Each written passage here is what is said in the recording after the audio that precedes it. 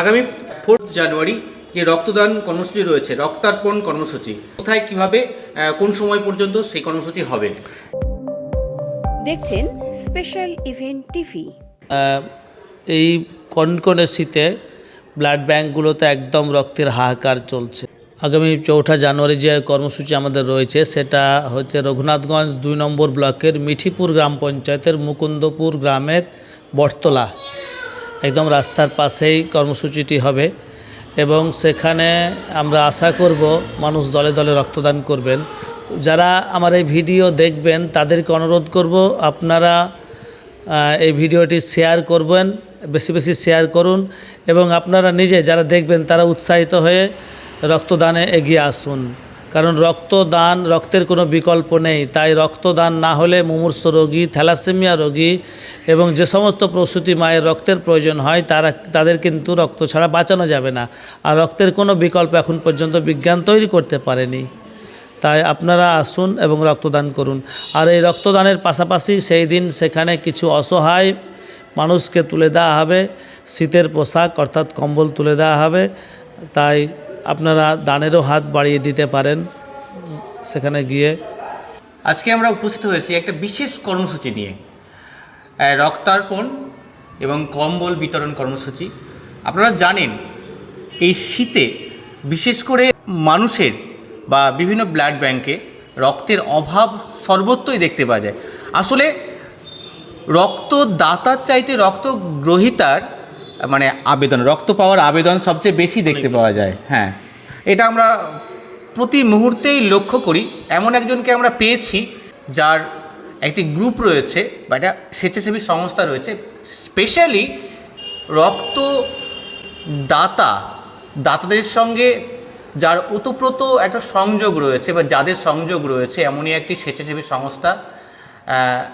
রক্তার্পণ একটি উৎসবই যারা করতে চলেছেন, সেই বিষয়ে নেক্সট যে কর্মসূচি রয়েছে সেই বিষয়ে বিস্তারে উনি বলবেন। চলে যায় তার কাছে। সঙ্গে রয়েছে আমাদের বাংলা উত্তরণের মাসুদ হাসান মাস্টারমশাই, স্বেচ্ছাসেবী একজন অত্যন্ত সহৃদয় মানুষ। তার কাছে আগামী কর্মসূচি সম্বন্ধে জেনে নেব। আগামী 4 জানুয়ারি রবিবার আমাদের রক্তার্পণ কর্মসূচি রয়েছে। কারণ মানুষ রক্ত দিতে পারছে না, রক্ত খুঁজে পাচ্ছে না। আর বিশেষ করে আমাদের ফারাক্কা, শামশেরগঞ্জ, সুতি এলাকায় বহু থ্যালাসেমিয়া রোগী রয়েছে, অ্যানিমিয়া পেশেন্ট রয়েছে, গর্ভবতী মা রয়েছে। বিভিন্ন জায়গাতে তাদের অনেকের রক্তের প্রয়োজন হয়। সেই রক্তের ঘাটতি কোনোভাবেই মেটানো সম্ভব হচ্ছে না। তাই আমরা চাইছি যে পাড়ায় পাড়ায় ক্যাম্প হোক, ব্লাড ডোনেশন ক্যাম্প হোক। আর এই আমাদের কর্মসূচি রয়েছে এই জন্যই যে আমরা প্রত্যেকটা এলাকায় গিয়ে ক্যাম্প করব। যে কর্মসূচি রয়েছে কটা থেকে শুরু হবে? সকাল 10টা থেকে শুরু হবে, একদম সকাল 10টা থেকে শুরু হয়ে যাবে। শুধু রক্তদান কর্মসূচি না অন্য কর্মসূচি? হ্যাঁ, অবশ্যই অন্য কর্মসূচি রয়েছে, শুধু রক্তদান নয়, তার পাশাপাশি রয়েছে শীতের পোশাক বিতরণ অর্থাৎ কম্বল বিতরণ প্রোগ্রাম রয়েছে সেখানে। তার সঙ্গে রয়েছে গুণীদের বরণ কর্মসূচি, সমস্ত কিছুই রয়েছে সেখানে। আমরা বিশেষ করে এই বাংলা উত্তরণ এবং তার সঙ্গে আরেকটি সংস্থা নূর ফাউন্ডেশন ওতপ্রোতভাবে এই রক্তদান কর্মসূচির সঙ্গে ওতপ্রোত যুক্ত। প্রত্যেকের কাছে একটা আবেদন রাখা হচ্ছে যে আপনারা সঙ্গে আসুন, আমাদের পাশে থাকুন এবং এই রক্তদান কর্মসূচিকে আপনারা অবশ্যই রক্তদান করার মাধ্যমে সফল করুন।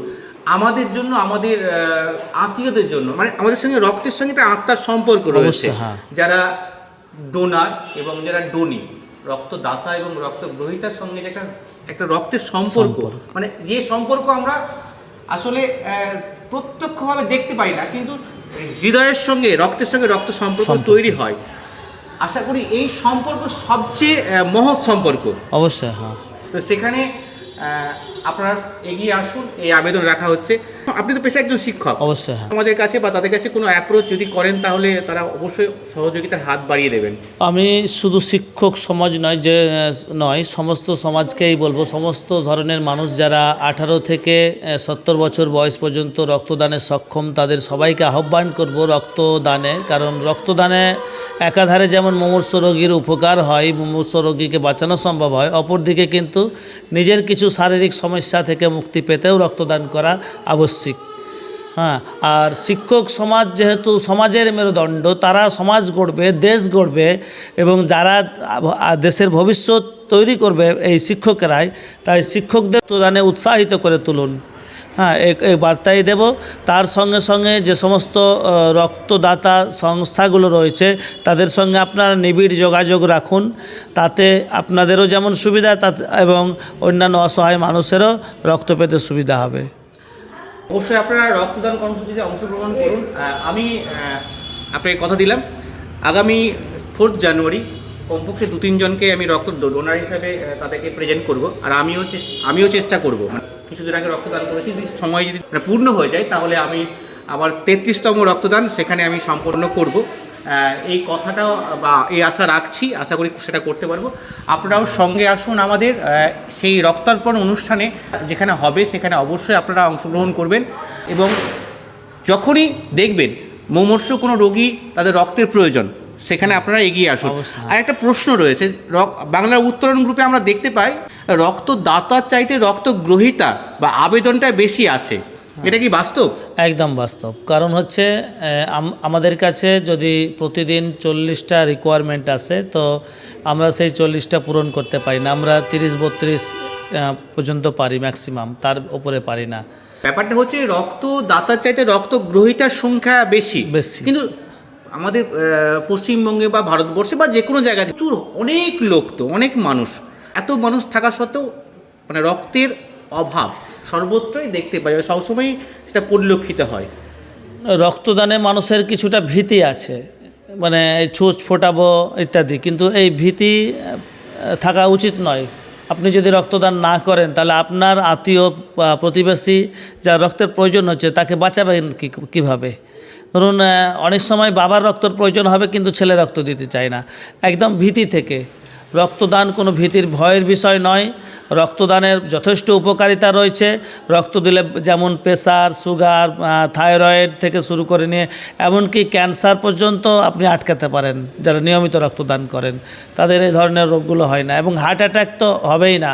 রক্তদাতাদের কোনো অবস্থাতেই হার্ট অ্যাটাক হবে না, কারণ রক্ত ভেতরে জমতে পাবে না রক্তকণিকাগুলো, এবং সেটা আবর্জনা হয়ে আমাদের শরীর থেকে বেরিয়ে যায়। আসুন আমরা সকলে মিলে রক্তদান করি, মুমূর্ষু রোগীদের জন্য বা আমাদের আপনজনের জন্য রক্তদান করি। রক্তদানকে আমাদের নৈতিক কর্তব্য, দায়িত্ব বলে মনে করি।